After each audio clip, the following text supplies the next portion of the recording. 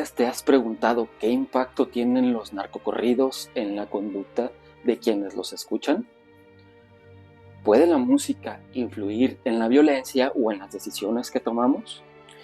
En las últimas semanas, los descubrimientos en el municipio de Teuchitlán, en el estado de Jalisco, en México, donde se halló un centro de adiestramiento, así como crematorios clandestinos presuntamente utilizados por el crimen organizado, han reavivado el debate sobre las causas de la violencia en México. En medio de la indignación, algunas voces han señalado a los narcocorridos como un factor que contribuye a la normalización del crimen. Pero, ¿realmente la música puede explicar la existencia de estos niveles de brutalidad? ¿O estamos dejando de lado otros factores y elementos más determinantes? En este video no busco emitir conclusiones definitivas sobre una problemática tan compleja como esta, más bien lo que quiero es agregar algunos elementos a la discusión basándome en la evidencia científica disponible.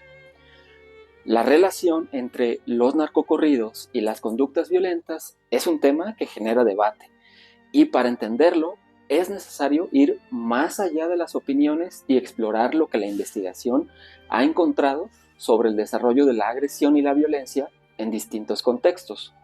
Sabemos que la violencia y la delincuencia no surgen de un solo factor. Existen múltiples elementos que influyen en la aparición y el mantenimiento de estas conductas, desde aspectos biológicos hasta cuestiones sociales, económicas y políticas. A nivel individual, algunos estudios han identificado que ciertos rasgos de personalidad, como la impulsividad o la búsqueda de sensaciones, puede aumentar la probabilidad de involucrarse en conductas agresivas. Además, la exposición a la violencia desde la infancia, ya sea en el hogar, la comunidad o los medios de comunicación, puede moldear la manera en que un niño o adolescente percibe la agresión y la legitimidad del uso de la fuerza para resolver conflictos. Pero más allá de los factores individuales, también debemos considerar el entorno social. La identidad grupal, por ejemplo, juega un papel crucial en la normalización de la violencia. En contextos donde la criminalidad es una opción viable y socialmente válida, las narrativas culturales que exaltan la violencia pueden reforzar estas identidades y hacer que los jóvenes vean en ellas un camino de reconocimiento o éxito. La investigación sobre la influencia de la identidad social en la violencia ha mostrado que en situaciones de conflicto los jóvenes pueden adoptar posturas más agresivas cuando sienten que su grupo es amenazado o cuando la agresión es un medio de cohesión social. Entonces, ¿los narcocorridos generan violencia? La respuesta no es simple. Los estudios han demostrado que la exposición a contenido violento puede incrementar la activación fisiológica y los pensamientos agresivos a corto plazo, pero el desarrollo de conductas violentas y delictivas es un proceso mucho más complejo que involucra múltiples factores.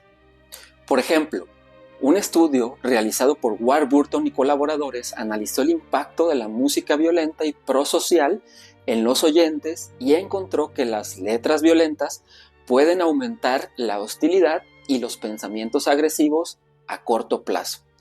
Pero esto no significa que quien escucha este tipo de música necesariamente actuará de manera violenta.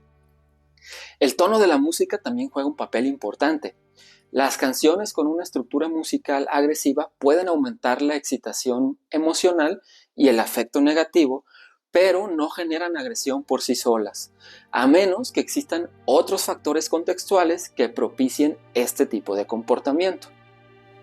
Es decir, la música puede influir en la activación emocional y en la forma en que interpretamos una situación, pero no es un detonante suficiente para la violencia en ausencia de otros elementos. Warburton y sus colaboradores encontraron que la agresión conductual solo aumenta cuando hay un disparador que la provoca y un medio claro para llevarla a cabo. Esto implica que los narcocorridos, al igual que otros tipos de música con contenido violento, no generan violencia por sí mismos, pero en ciertos contextos pueden reforzar actitudes y creencias que normalicen la agresión. La clave está en el entorno y en la vulnerabilidad social de quienes escuchan este tipo de música. Un adolescente que crece en un contexto donde la violencia ya es parte de la vida cotidiana, donde hay impunidad y pocas oportunidades de movilidad social, puede encontrar en los narcocorridos una narrativa que legitime ciertas normas y valores violentos. Pero esto no significa que el problema sea la música en sí, sino las condiciones estructurales que hacen que este tipo de discursos sean significativos para algunos sectores de la población.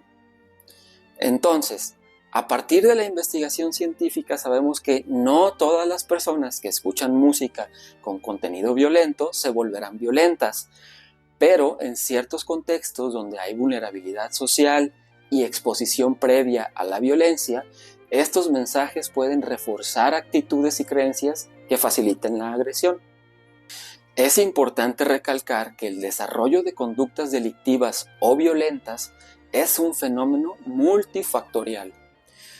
No se trata de una simple relación causa-efecto en la que escuchar narcocorridos convierta automáticamente a alguien en una persona violenta. Para que se genere un comportamiento agresivo o delictivo, es necesario que converjan varios factores, como la predisposición biológica, los procesos de socialización, el ambiente familiar, la influencia de los pares, los contextos sociales y las oportunidades económicas disponibles, por nombrar solo algunos.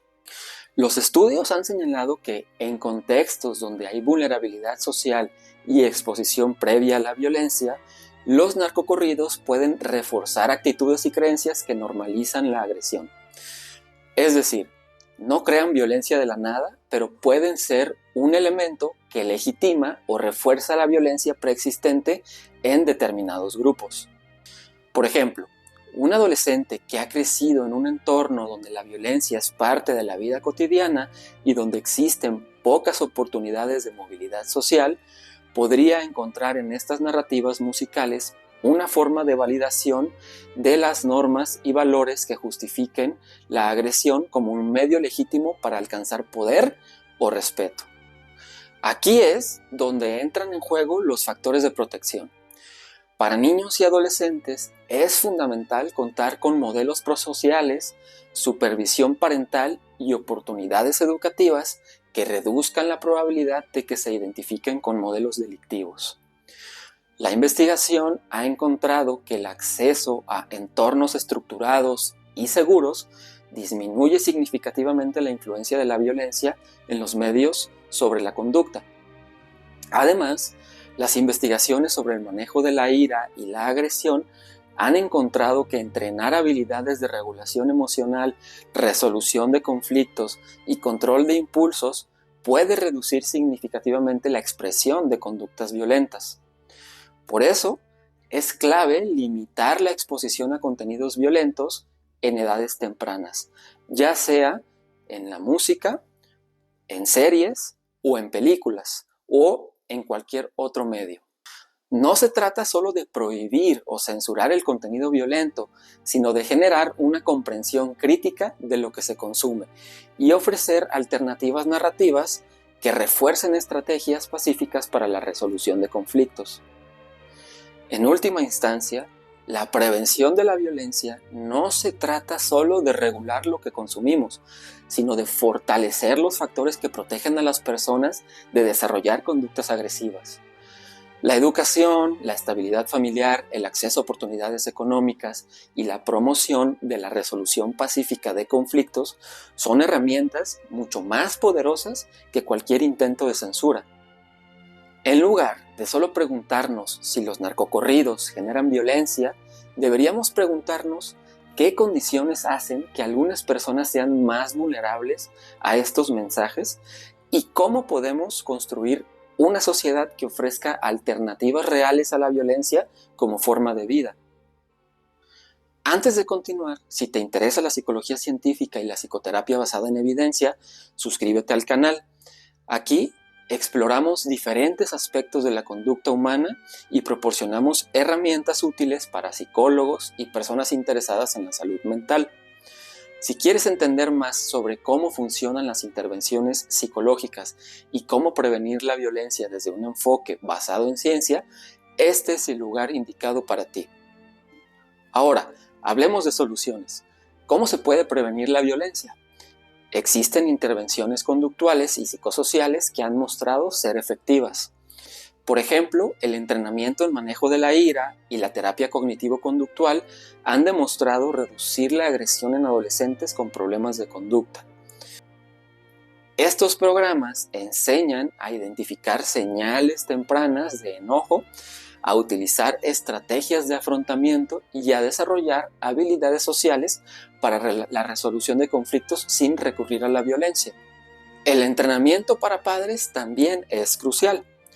Las intervenciones basadas en la modificación de la conducta han demostrado que mejorar las habilidades de crianza y reducir la crianza inconsistente o punitiva disminuye significativamente las conductas agresivas en niños y adolescentes. Además, las intervenciones comunitarias que brindan oportunidades de empleo, educación y recreación pueden reducir los incentivos para involucrarse en actividades delictivas. Sin embargo, la prevención de la violencia no puede depender únicamente de la psicología. Es necesario abordar los factores estructurales que la mantienen. Políticas públicas enfocadas a la eliminación de la corrupción, de la impunidad y de la desigualdad, así como la mejora del acceso a la educación y el fortalecimiento del tejido social, son fundamentales. La violencia no surge en el vacío, sino en contextos donde las opciones legítimas de desarrollo son limitadas. Por eso, no basta con cambiar actitudes individuales, también se deben transformar las condiciones que favorecen la normalización de la violencia. Por último, no quisiera concluir este video sin mencionar que, a lo largo de la historia, distintos productos culturales han sido señalados como los responsables de la violencia y la degradación social. En los años 50 del siglo pasado se culpaba al rock and roll de corromper a la juventud. En los años 80 y 90 del siglo pasado, el metal fue acusado de inducir al satanismo y la agresión. En los 90s y los 2000, el rap fue visto como un reflejo del crimen y la marginalidad. Ahora, los narcocorridos son el nuevo blanco de las críticas. Este patrón de exageración y pánico moral desvía la atención de los verdaderos problemas estructurales que sostienen la violencia. La pobreza, la desigualdad, la marginación social, la falta de acceso a servicios de salud, la exposición temprana a entornos violentos, la corrupción, la impunidad y la incompetencia de los gobernantes son factores que tienen un impacto real en la perpetuación de la violencia. Culpar a la música es una salida fácil, pero no soluciona nada. En lugar de enfocar el debate en si un género musical incita o no a la violencia, es más productivo cuestionar qué estamos haciendo para transformar las condiciones que la generan y la perpetúan. Los recientes hallazgos en el municipio de Tuchitlán, en el estado de Jalisco, exponen una realidad brutal que va mucho más allá de la música o el entretenimiento. La violencia en México no se explica por las letras de los narcocorridos, sino por la existencia de estructuras criminales bien organizadas, así como por la corrupción, la impunidad, la falta de justicia y el abandono social. Es imposible ver lo sucedido en Teuchitlán y seguir creyendo que el problema se resolverá prohibiendo narcocorridos. Lo que se ha descubierto ahí muestra el grado de descomposición social y del control territorial que han adquirido los grupos delictivos. No estamos hablando de jóvenes que simplemente escuchan canciones violentas, sino de un sistema político y social que permite que el crimen organizado reclute, adoctrine y deshumanice a nuevas generaciones sin que el Estado actúe de manera efectiva. Este tipo de violencia no es producto de la música, sino de la impunidad, la corrupción, la pobreza y la falta de acceso a educación y oportunidades laborales. Mientras el Estado no ofrezca alternativas reales, el crimen organizado seguirá siendo la única opción viable para miles de jóvenes, quienes ven en él una vía de poder, dinero y reconocimiento. La pregunta no es si los narcocorridos generan violencia, sino por qué hay adolescentes dispuestos a ser entrenados para matar y participar en actos de extrema brutalidad. Si la música es un reflejo de la sociedad, entonces los narcocorridos son solo un síntoma de un problema mucho más grande. La normalización de la violencia en comunidades donde el crimen organizado impone sus propias reglas. Enfocar el debate en la prohibición de un género musical es una distracción que desvía la atención de lo realmente importante. Pero esta normalización de la violencia no ocurre en el vacío. En el capitalismo se fomenta la búsqueda de acumulación de capital a cualquier costo, lo que ha generado un sistema basado en la competencia extrema, la explotación y la desigualdad estructural. Como señala Spash, el capitalismo no solo busca maximizar ganancias, sino que también convierte todos los aspectos de la vida en mercancías intercambiables, incluso la violencia y la seguridad.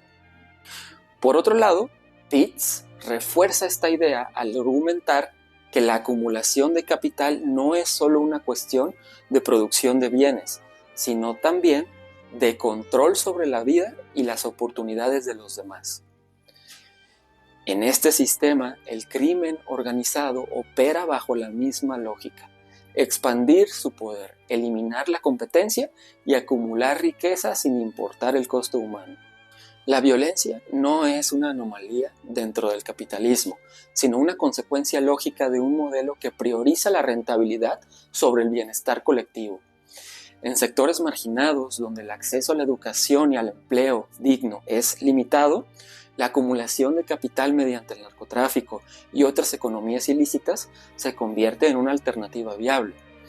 Además, el narcotráfico, como cualquier otra industria, no podría sostenerse sin la complicidad de sectores privilegiados, desde empresarios que lavan dinero hasta políticos y fuerzas de seguridad que garantizan su funcionamiento.